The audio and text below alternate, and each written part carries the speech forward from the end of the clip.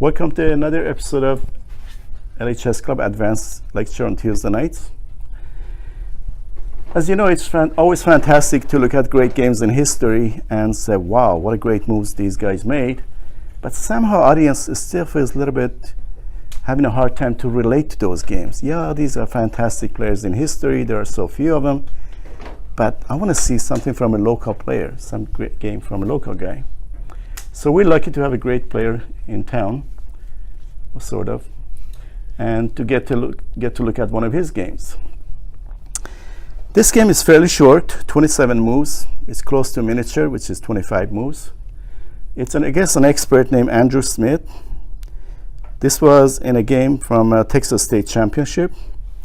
This was played in May 26 of 1990. This was round one of the tournament. Usually masters don't play the main lines, main openings in rounds 2-3. They wait until they have one of their peers, a strong master or senior master, and then they play the main lines, the repertoire that they have. So I decided to play a little bit differently in this game. So I took a little bit extra time. It was a 40-2 time control. That means for the first 40 moves you have 20 minutes, 2 hours.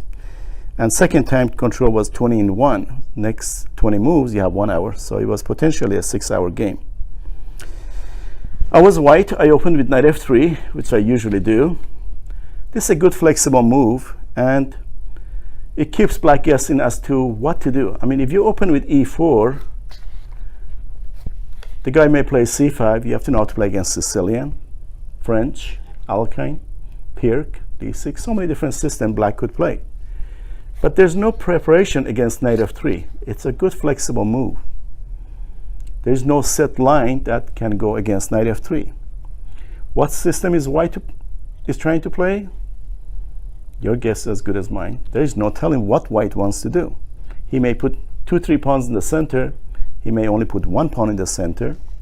He may fianchetto the king bishop. He may fianchetto the queen bishop, or both. Yes. Sometimes black plays c5 immediately because they want to hope you go e4, and then it transposes into the Sicilian, which they're very booked up on. In the 80s and 90s, I like facing Sicilian because I had an anti-Sicilian line. So if my opponent played c5 at this point, I open with e4 and transpose into a close Sicilian. Later on, knight c3, d3, fianchetto in the bishop. And I really like the system with close Sicilian. So that's one way to play. So on here, Andrew Smith is an expert. Eventually he made master a couple of years later. For all the good reasons that this is a good flexible move for white, knight f6 is also a good flexible move for black, and that's what he played. Objectively the best move. Again, I don't want to show my hand as to which one I want to push in the center. There's so many different systems I could play. I could put the c and d 4 pawns on c4, d4.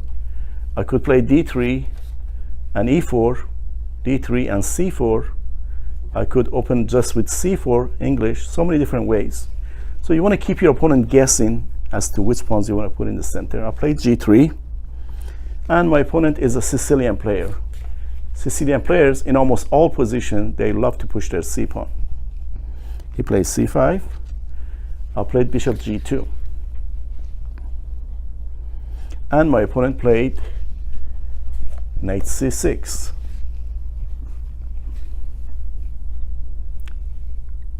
I castled here.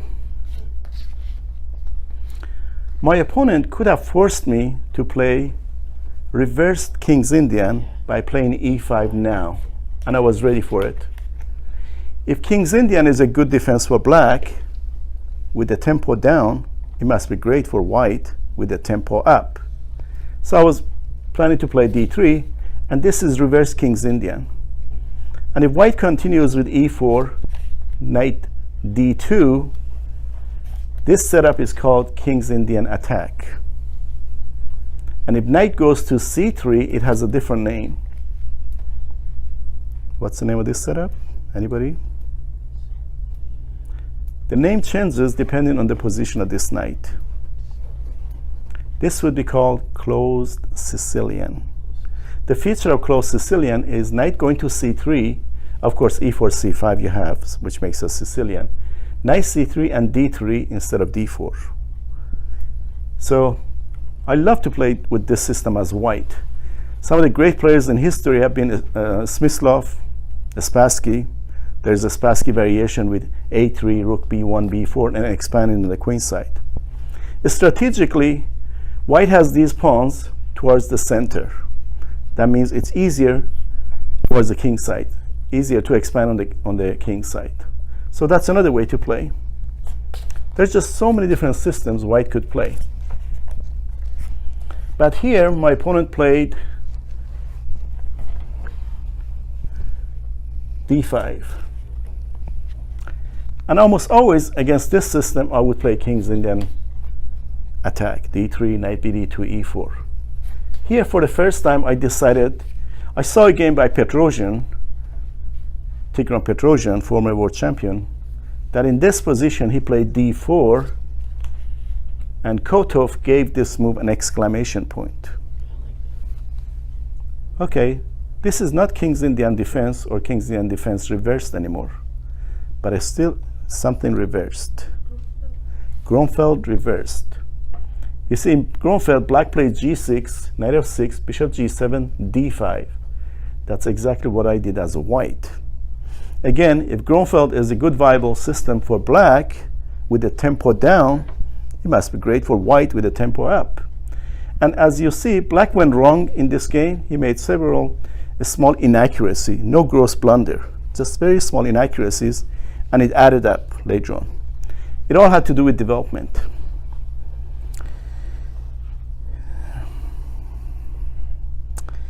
First inaccuracy came with next move, bishop f5. At first, this looks like a good move. So many times black gets this light square bishop out, and he opens the diagonal for the other bishop. London system. But this is already inaccuracy, a dubious move at best. So how can white take advantage of it? In general, when somebody develops a queen bishop, you immediately want to strike at the b pawn that he used to control. This is true in many lines where white plays Trompovsky and brings this bishop out. Black quickly pushes the c pawn and queen b6, hitting this more vulnerable square. That's true principle, and it's still true in all lines. And these days, even at the very high level, it happens quite often. So the best way to punish this move, early queen bishop development, is c4. You see, I'm opening that diagonal for the queen to come out. It's very tempting to capture a pawn here, but objectively the best move is e6. This is a situation where you should not initiate the pawn trade. Let your opponent initiate that. e6 would have been the best move for black. Of course, I could still play, I could capture here twice, give black an IQP, pawn takes, pawn takes, pawn takes, and black has a pawn, isolated pawn on the d file, isolated queen pawn, or IQP for short. So that was one way to play. But he played the tempting move. D takes c4.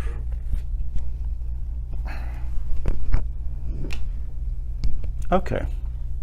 And he's threatening to win another pawn. What do you think white should do here? Queen to a4. Queen a4 is the way to punish this move. And it goes into some very complicated lines. For example, if black tries to win the pawn now, pawn takes pawn, and you see, black is 2 pawns up, and it seems to have a solid position. This gets punished immediately with knight takes d4. And if queen takes, bishop takes c6, he cannot take because queen takes and loses the rook. So I've had few opponents that they played this line against me, and this is the way white reacts. In this game, he tried to improve for black by playing queen d7. Okay, his moves all seem to be very reasonable. He got the light square bishop out, he got the queen developed, he may even threaten to castle next. on the queen side. Okay, white to play. I made a move that when I assessed this position at home later, I felt like with this move, white would be slightly better. What do you think white should do?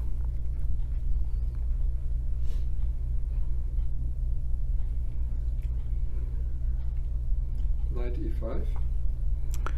Well, knight e5 loses a piece because after knight takes, white queen is exposed. And if I trade queens, knight goes back and takes. Okay. Mitsu is asleep, otherwise he would have suggested that move.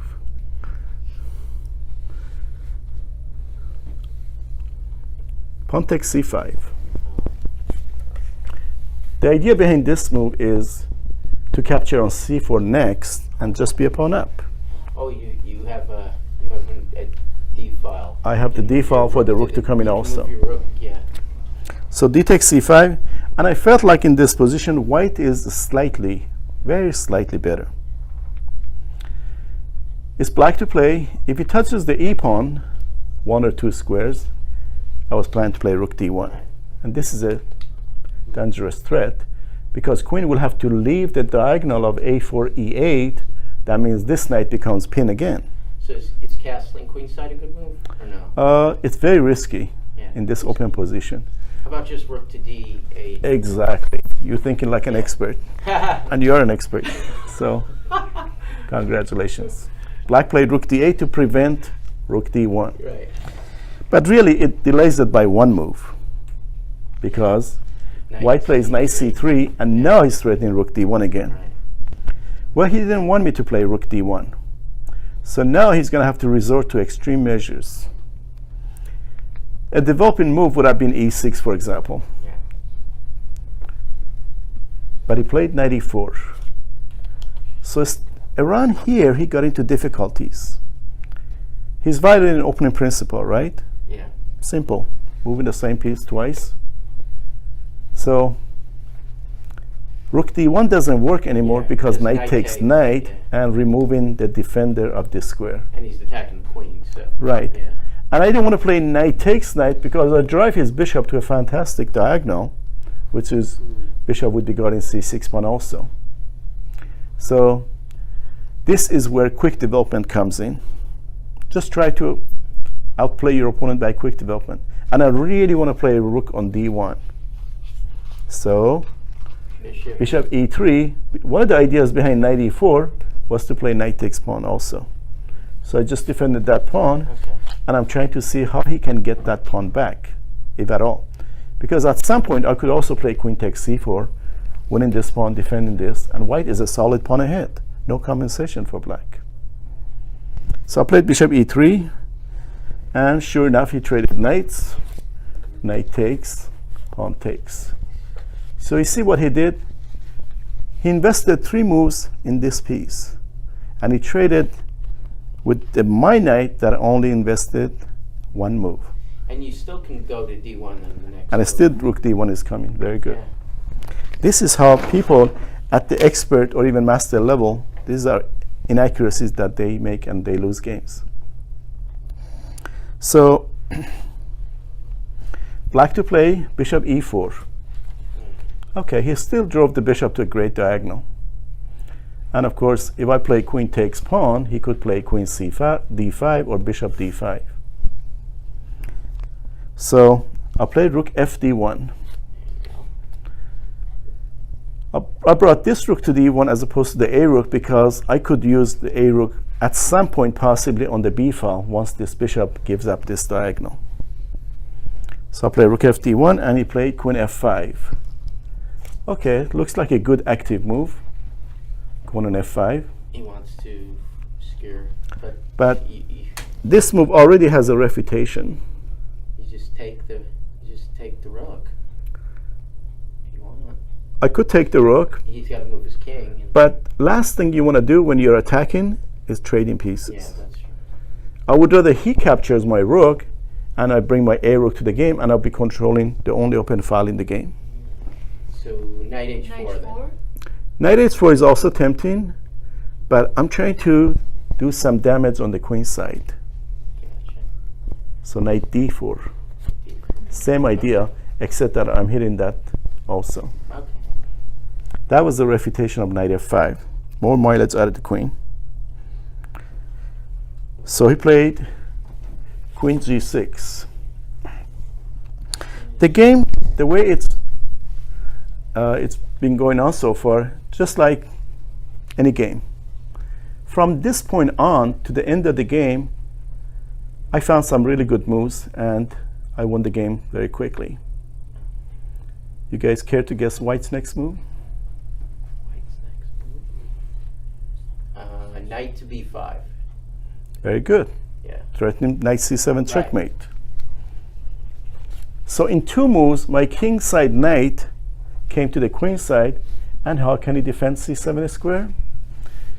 And you see the trading rooks also doesn't help. Rook takes, and there's no way to defend. Only rook c8.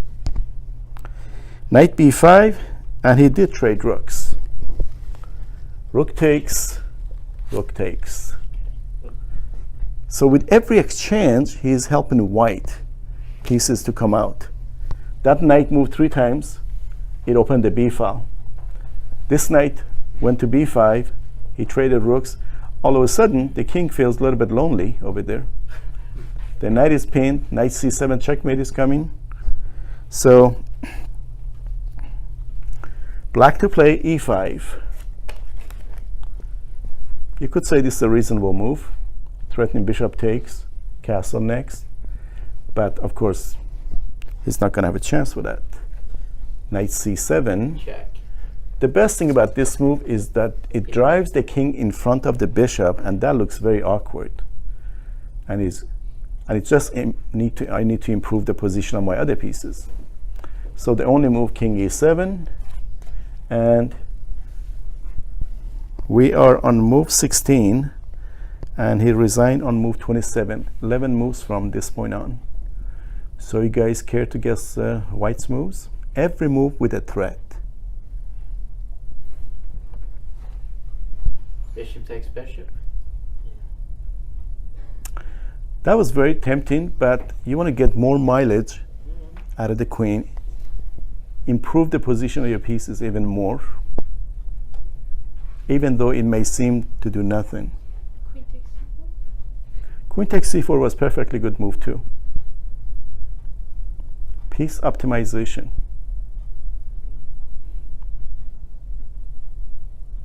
You wouldn't play bishop g5, would you? It's just trade pieces, and I don't want to trade bishops. Plus he could play f6 too. Yeah, f6 d6? and then you take. Rook d6. Rook d6. Queen already has a role. It's guarding this bishop.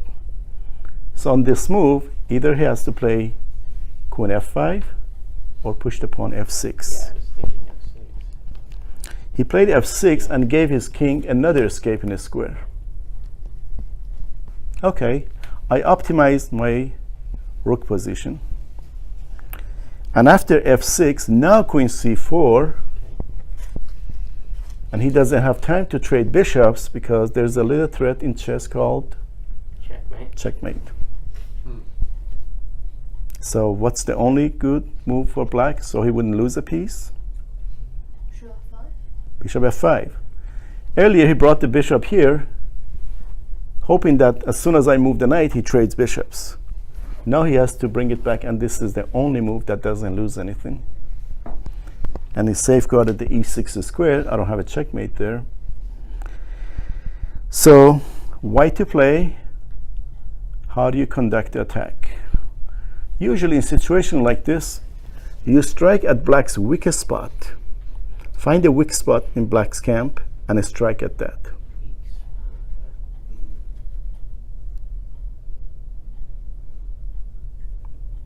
My pieces are all in good positions, but I also need to finish him off somehow, win something, get to the king close.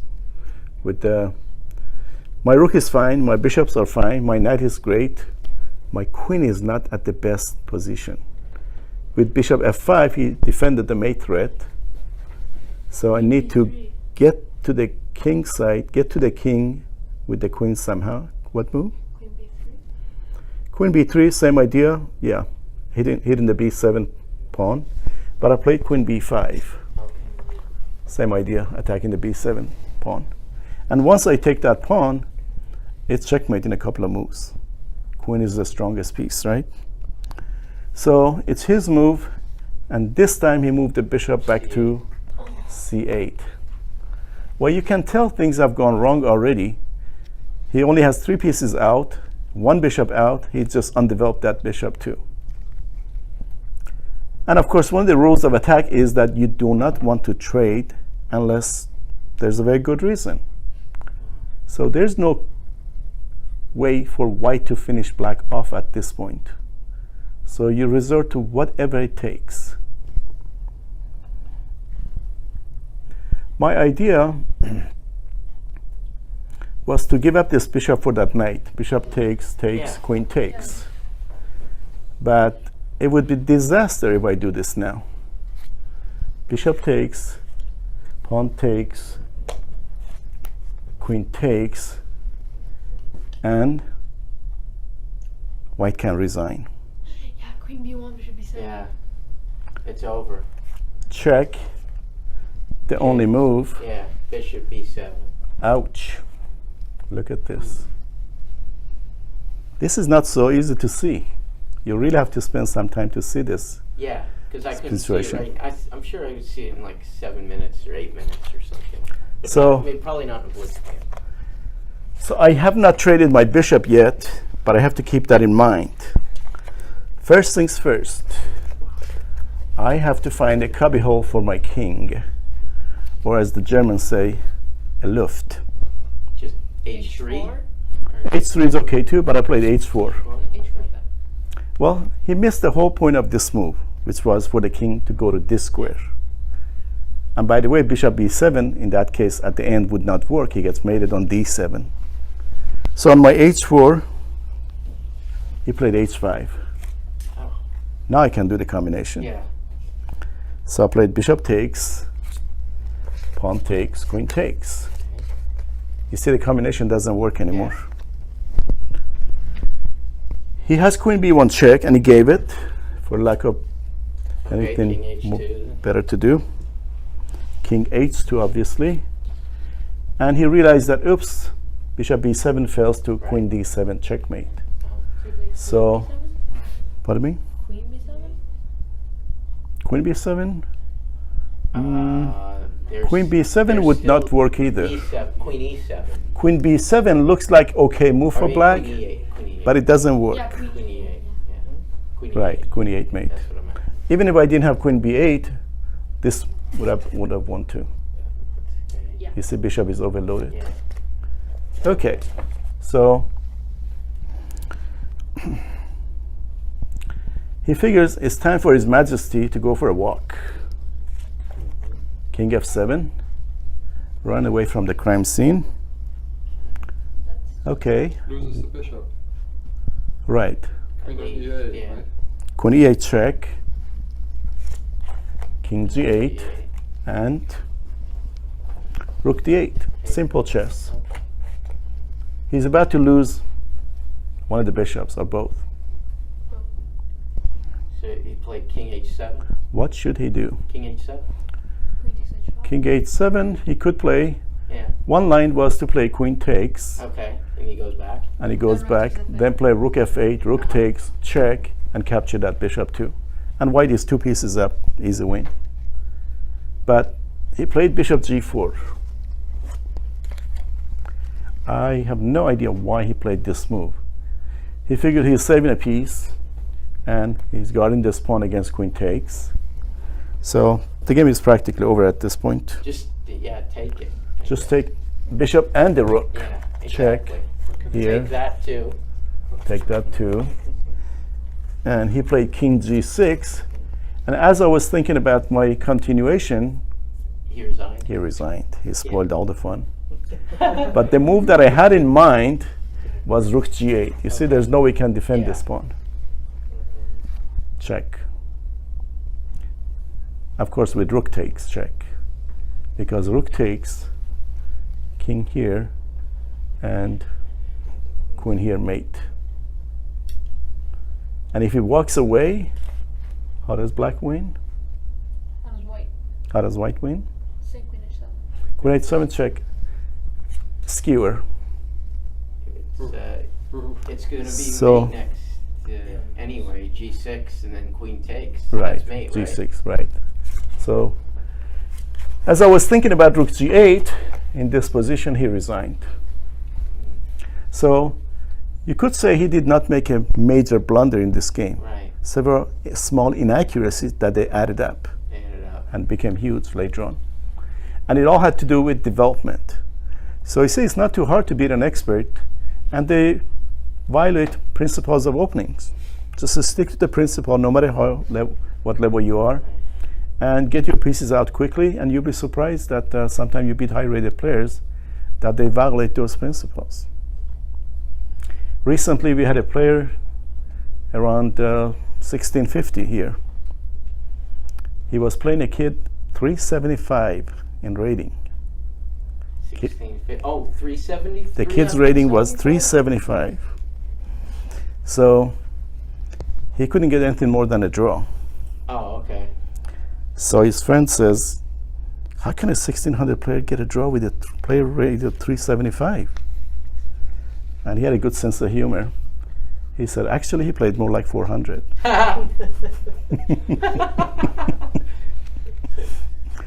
Okay, hope you guys enjoyed this session. And this is end of tonight's lecture. You guys feel free to play another half an hour of